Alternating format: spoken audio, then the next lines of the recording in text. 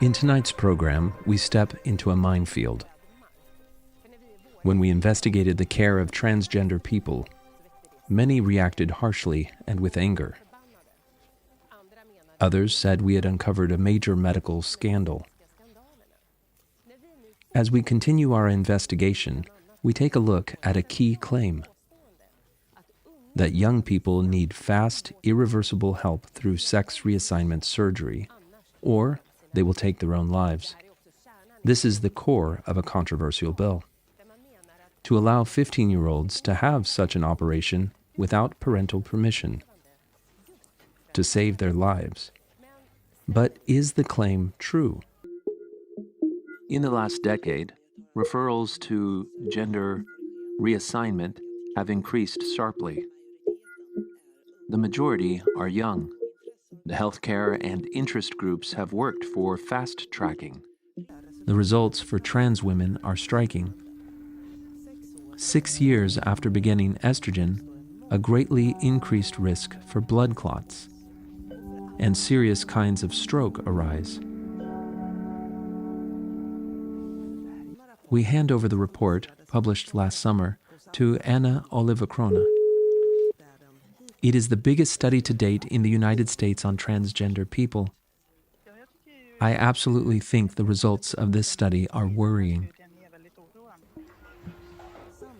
At the same time as doctors and authorities warn about the lack of data, parents who have said no to an assessment or hormone treatment have been reported to social services.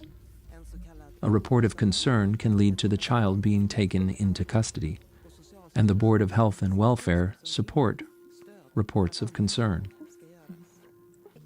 In rare individual cases, we may treat without guardian approval after contacting social services. The bill refers to the 2014 inquiry, which states in 5 places that young transgender people take their own lives while waiting for surgery, but there is no source given. Where does this data come from, and is it true? We talked to doctors and organizations that participated in the inquiry. I'm not personally aware of any such cases.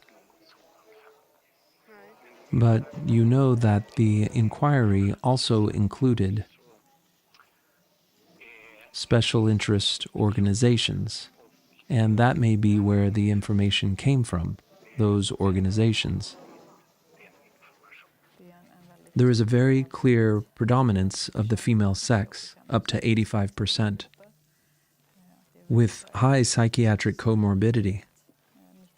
90% have some psychiatric diagnosis. 80% have 2 or more psychiatric diagnoses. 45% are self-harming.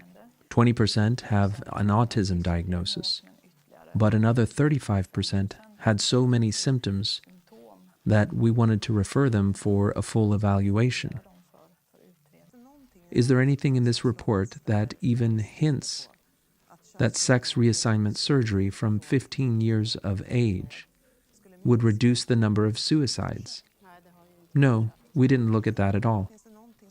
Does anything indicate it?